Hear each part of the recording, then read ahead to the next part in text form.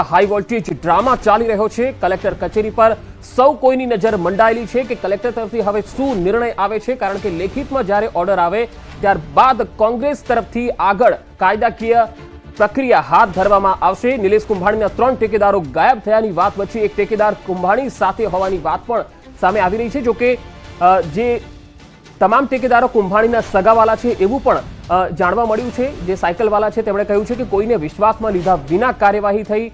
નિલેશ કુંભાણીની વાંધા અરજીનો જે મામલો છે તેમાં એક બાદ એક કોંગ્રેસના નેતાઓના નિવેદન સામે આવી રહ્યા છે।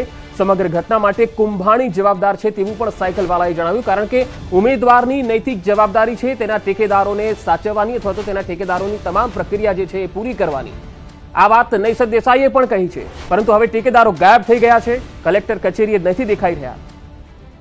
વધુ માહિતી સાથે ફોનલાઈન પર નિલેશ કુંભાણી ખુદ આપણી સાથે જોડાયા છે। નિલેશભાઈ, આ સમગ્ર વિવાદમાં ટેકેદારો ગાયબ થઈ ગયા હોવાની વાત, પહેલી પ્રતિક્રિયા આપની શું છે?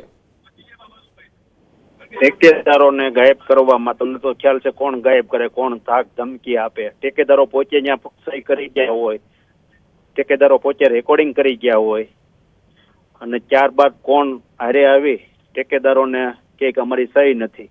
ત્યારબાદ સવારે પણ ટેકેદારનો ફોન આવ્યો કે અમે આવી જઈએ છીએ। ત્યારબાદ પાછો સ્વિચ ઓફ કરવામાં આવ્યો, એની અરજી પણ અમે આપી દીધી। અને આ સીટ 24 લોકસભાની સીટ ઇન્ડિયા ગઠબંધન કોંગ્રેસ સીટ જીતતી હતી, એટલે ભારતીય જનતા પાર્ટીનું ઉમેદવારને ટેકઅપ ન કરી રહી, ધાક ધમકી બધું એના ટેકેદારોને ધાક ધમકી આપી અને દબાવવાનો પ્રયત્ન કર્યો છે, જનતા જાણે છે। નિલેશભાઈ, આ જે ટેકેદારો છે આપના સગા છે, બનેવી છે, ભાણેજ છે અને એક ધંધાકીય ભાગીદાર છે, એવું તે શું થઈ ગયું કે તેઓ આપની જાણ બહાર ત્યાં આવી ગયા અને આપને ખબર ન પડી? ભાણેજ નથી, એક બનેવી છે ને બાકીના કોંગ્રેસી કાર્યકર્તા છે। પણ આ ભારતીય જનતા પાર્ટીના દબાવને હિસાબે આવી અને આ પગલું ભર્યું છે। જે અમારા સંપર્કમાં આવ્યા નથી, એક ભાઈ રમેશભાઈ સંપર્કમાં આવ્યા હતા, એને કીધું હું આવી જાઉં છું, પણ ડરમાં હોય એ ટાઈપનું લાગી રહ્યું છે। નિલેશભાઈ, તમારું ફોર્મ જે છે એ હવે માન્ય ગણાશે કે રદ થશે, આ અંગે આપ શું કહેશો?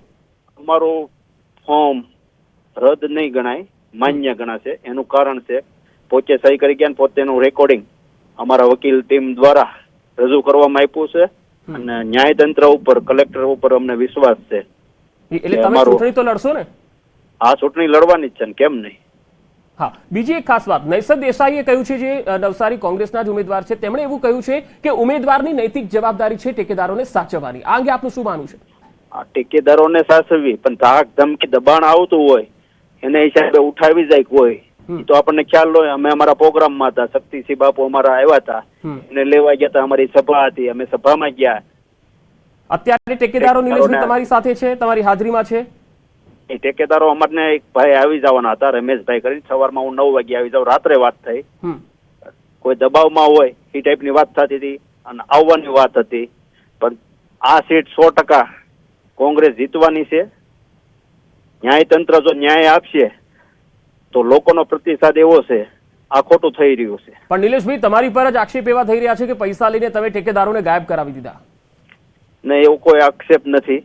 અમારા કોંગ્રેસના કોઈ નેતા એ ટાઈપનો આક્ષેપ કરે એમ નથી। કોંગ્રેસના નેતાઓને પણ ખ્યાલ છે, મને દબાવ જયારે આવતો ત્યારે હું જાણ કરતો કે ભાઈ આ ટાઈપનું થાય છે। અમદાવાદથી અમારા એક પાટીદાર નેતા મને ભલામણ કરવા આવ્યા, તે મેં એને કહી દીધું ભાઈ આ નહીં કરતા, તમે અમારા ટેકેદારોનો કોન્ટેક્ટ કરી અને જે કઈ ધાક ધમકી દબાણ કર્યું હોય એમાં એ સફળતા રહ્યા છે। પણ ન્યાયતંત્ર ઉપર અમને વિશ્વાસ છે, ન્યાયતંત્ર અમારે ઉપર ન્યાય આપશે, જનતાને ધ્યાનમાં રાખીને ન્યાય આપશે। આ વખતે જનતાએ મકાનથી મનાવ્યું હતું, જનતા જાણે છે। નિલેશભાઈ, ભાજપ તરફથી કોઈ દબાણ થઈ રહ્યું છે એવું તમને લાગે છે? 100% એવું લાગે છે। તમને ખ્યાલ છે? હા, કલેક્ટર કચેરીએ તમે પહોંચ્યા, કલેક્ટરે તમને શું કહ્યું અને અત્યારે 11 વાગ્યા સુધી જે ઓર્ડર આવવાનો હતો, આ ઓર્ડર ક્યારે આવશે? હવે અત્યારે તો હજી કલેક્ટર ઓફિસે અમારી લીગલ ટીમ ને અહીંયા બેઠા છે, એમને આગળ જાણ કરી દેવાના હતા 11 વાગ્યા પછી। અમારા લીગલ ટીમ ની રજૂઆત સાંભળી કે ભાઈ સહી ને રેકોર્ડિંગ ને બધું ઓરિજિનલ હોય તો તમારે ફોર્મ માન્ય ગણવું જોઈએ। એટલે કલેક્ટર સાહેબ ને ન્યાયતંત્ર ઉપર અમને વિશ્વાસ છે, આ ફોર્મ જનતાને સાથે રાખી, જનતા ઉપર અવિશ્વાસ ન થાય, એટલે ફોર્મ માન્ય રાખે નિલેશભાઈ, તમને ભરોસો છે કે આ ફોર્મ તમારું માન્ય રહેશે? હા, અમને 100% ભરોસો છે ન્યાયતંત્ર ઉપર. હવે ન્યાયતંત્ર એ કઈ ટાઈપનો ન્યાય આપવો એ એને નક્કી પણ કરવાનું. નિલેશભાઈ, આ તો એક મોટી વાત છે કે તમારા જ ઠેકેદારો ત્યાં આવીને રેકોર્ડિંગ કરાવી જાય છે કલેક્ટર કચેરી કે આ સાઇન અમારી નથી. અમારે ઠેકેદારની હારે કોણ આવ્યું હતું, કોણ લઈને આવ્યું, અમે અમારા પ્રોગ્રામમાં હતા, સભામાં, અને ત્યારબાદ આ ખ્યાલ આવ્યો. હા, પણ નિલેશભાઈ, કલેક્ટર કચેરી એનું વિડીયો રેકોર્ડિંગ થયું છે તો કલેક્ટરે તો તમને કહ્યું હશે ને કે આ રીતે રેકોર્ડિંગ મારી પાસે છે? આ એટલે કલેક્ટરને રજૂઆત કરેલી છે અમારા એડવોકેટ ટીમે, લીગલ સેલે. હા. ભાઈ આ બધા ડોક્યુમેન્ટ અમે આપીએ છીએ, એના આધારે ડોક્યુમેન્ટનો સર્વે કરી, તપાસ કરીને 11 વાગ્યાનો ટાઈમ આપ્યો હતો કે 11 વાગ્યા સુધી નિર્ણય આપે. જો નિલેશભાઈ તમારું ઉમેદવારી પત્ર રદ થાય તો તમે શું કરશો? ન્યાયતંત્ર ઉપર કોર્ટમાં જાઓ. જી, ફોર્મ ભરતી વખતે ઠેકેદારો તમારી સાથે હતા ખરા? આ ફોર્મ ભરવામાં એમની થયું હતી અને ફોર્મ ઉપર રજૂઆત કરવા ગયા, અત્યારે ત્યાં નીચે બધાને રાખે, ઉપર તો ખાલી 5 જણાને લઈ જતા હતા. પણ જે 3 જણની સહી છે એ લોકો હતા હાજર? એ ત્યાં કલેક્ટર ઓફિસે હાજર હતા, અમારી રેલીમાં હાજર હતા.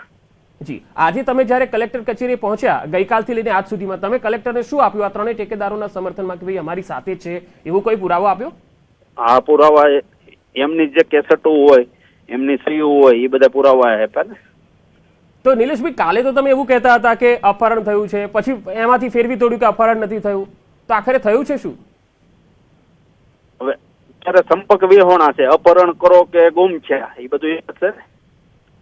તો બાબુભાઈ માંગુ કે કહી રહ્યા છે કે હાઈકોર્ટમાં જઈશું, હેબિયસ કોર્પસ કરીશું? હા, હાઈકોર્ટમાં જવાનું છે. બિલકુલ. અને જો કલેક્ટર કદાચ તમારું ઉમેદવારી પત્ર રદ કરે તો આગળની કાર્યવાહી શું રહેશે? હાઈકોર્ટમાં જવાની.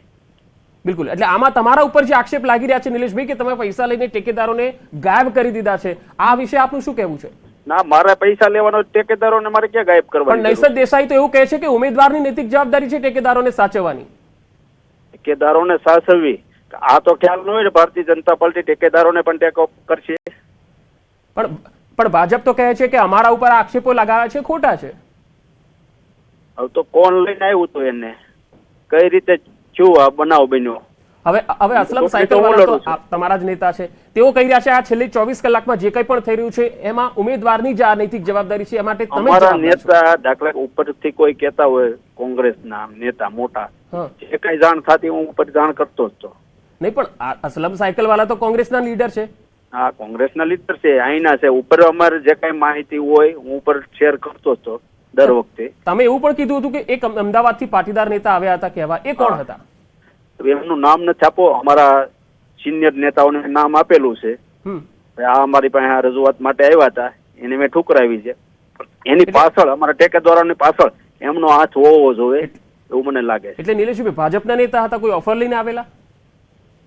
ભાજપના નેતા કે આવા વસેટિયા દલાલો હોય ને, એ વાત લઈને આવતા હોય, એને મેં તરત જ ઠુકરાવી દીધી વાત. એટલે ઓફર શું, રૂપિયાની ઓફર હતી કે કોઈ પદની ઓફર હતી, શું હતું? તમે જોડાવાની વાત હતી, એટલે મેં કીધું આપણે કોઈ દી આજ નહીં કાલે અમારે જોડાવાનું નથી. કઈ પાર્ટીમાં જોડાવાની વાત હતી? આ તમે વાત લાવતા નહીં.